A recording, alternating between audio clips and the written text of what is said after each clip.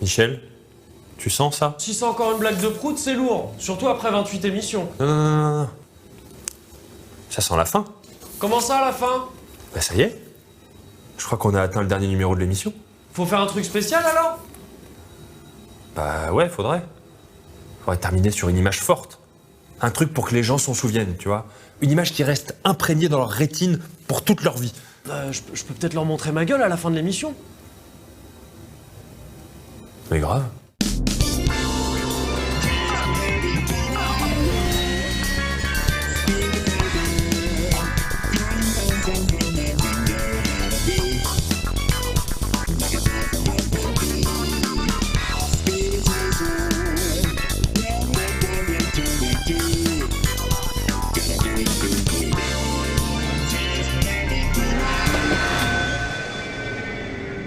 Je ne sais pas si vous vous rendez bien compte, bande d'ingrats, mais la France est un des rares pays à posséder une chaîne dédiée aux jeux vidéo. Alors non, je ne parle pas de No Life, parce que No Life ça parle de tellement de trucs qu'on ne sait pas vraiment à quoi c'est dédié. Non, je veux parler de Game One.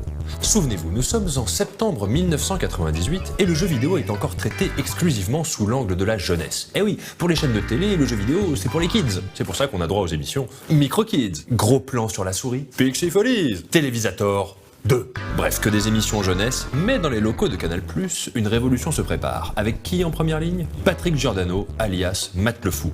Un punk notoire, guitariste, mais surtout dénicheur de tendances grâce à sa braguette de sourcils. Oh, t'as vraiment cru qu'on allait pas l'entendre, celle-là? Il sait 5 ans avant tout le monde ce que la jeunesse veut voir. Et en 1998, il en est convaincu. La jeunesse veut une chaîne, une chaîne à elle, avec à l'écran plein de jeux vidéo. Donc il y avait une entité à Canal+, qui s'appelait Canal+ Nouveau Programme, et dans lequel il y avait de la production vidéo, au sujet des jeux vidéo et de la culture numérique. Donc il faisait Cyberflash, Cyberculture sur Canal+, et qui faisait les programmes sur la chaîne C2 Points. Mère Nature, dans son immense biodiversité, nous offre une nouvelle chaîne de télévision. C2 Points.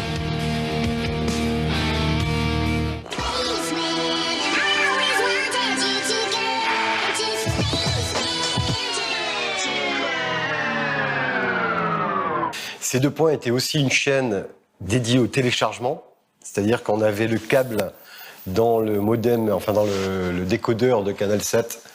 On avait un câble qui était relié à l'ordinateur et on pouvait télécharger via un abonnement des logiciels, des jeux ou des logiciels. Bon, il fallait une journée pour télécharger quelques KO. C'était une autre époque.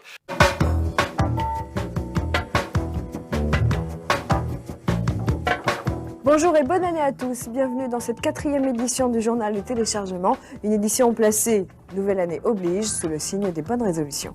Donc tout ça, c'était une entité qui s'appelait Canal+ Nouveau Programme et qui a été le terreau pour que Game One naisse, quoi.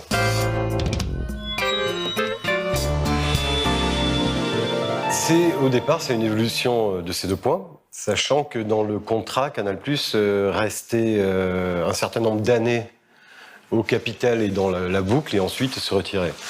En fait, c'est venu du fait, lorsque Canal+ a voulu se séparer, il y a eu, je ne sais pas si les gens se rappellent, avec Jean Messier, toutes ces histoires, il y a eu plein de mouvements divers et variés. Et Canal+ a voulu se séparer de certaines choses qui étaient, on va dire, expérimentales. Tout ce qui était sur le jeu vidéo, la culture numérique, le numérique, c'était plutôt dans l'expérimental. Et ils expérimentaient ce qu'on a aujourd'hui. Donc c'était des choses qui coûtaient un peu d'argent. Et je pense qu'ils ont coupé la branche et ils ont vendu cette branche à Infogrames, qui à l'époque était un peu un des gros éditeurs français et européens. Et ils ont vendu donc toute la branche Infogrames, donc les jeux vidéo, toute la branche jeux vidéo de production et de création de jeux et d'édition. Et ils ont vendu la chaîne C2 Points. Mais bon, la chaîne, je pense que voilà, c'est à ce moment du rachat, je pense que Bruno Bonnel, le patron d'Infogrames, préférait partir sur une chaîne entièrement de jeux vidéo. Nous, pareil, à l'intérieur de la chaîne, on luttait pour qu'il y ait un maximum de programmes et que ce soit plus tout à fait une image de chaîne de téléchargement. Donc tout ça s'est recoupé. pour vraiment être un terreau parfait pour pouvoir faire une chaîne de jeux vidéo, ce qui était une première dans le monde, je pense. Oui, le Big Bang vient de Bruno Bonnell, le patron par excellence. Vous savez, le boss d'Infogrames qu'on a vu il y a pas si longtemps dans une télé-réalité d'M6 un peu bizarre. Le truc où le gagnant remportait un boulot. J'avais postulé à ça. Tu veux changer de boulot, Michel? Ah, je vais pas servir des bières à des connards toute ma vie. Attendez quoi? C'est donc sur son impulsion qu'une chaîne jeux vidéo a vu le jour. Mais pour que Game One naisse telle que nous la connaissons aujourd'hui, eh bien il a fallu que Matt soit là au bon moment. Et donc ils sortent de réunion, ils disent voilà, ces 2 points, c'est vendu à Bruno Bonnell, à Infogrames.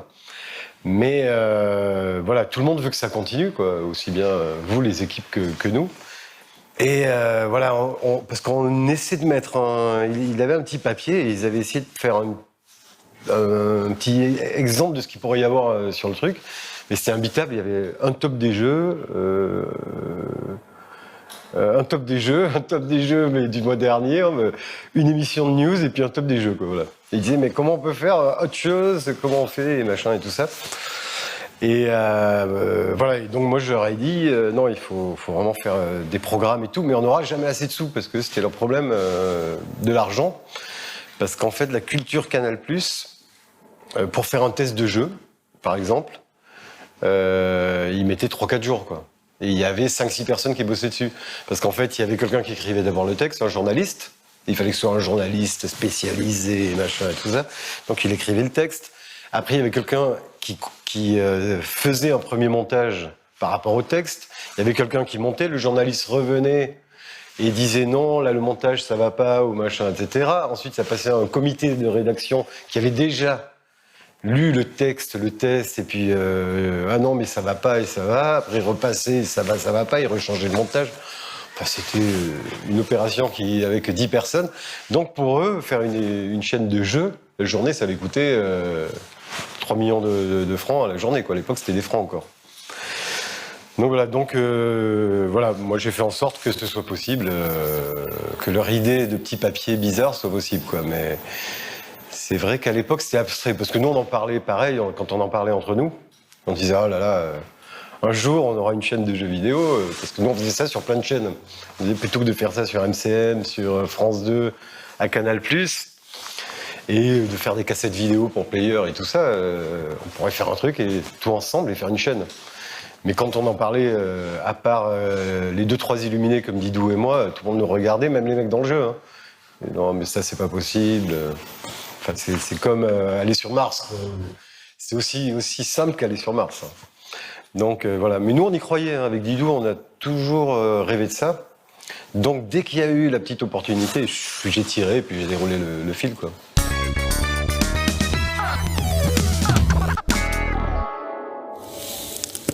Et c'est ainsi que le projet Game One est né. Ok, c'est maintenant que je monte ma gueule? Mais l'histoire est loin d'être finie. Aussi, si vous le voulez bien, je me propose de vous raconter la suite dans la deuxième partie de l'émission. Mais t'as le droit de faire une émission en 2 parties? J'ai une idée. Générique ?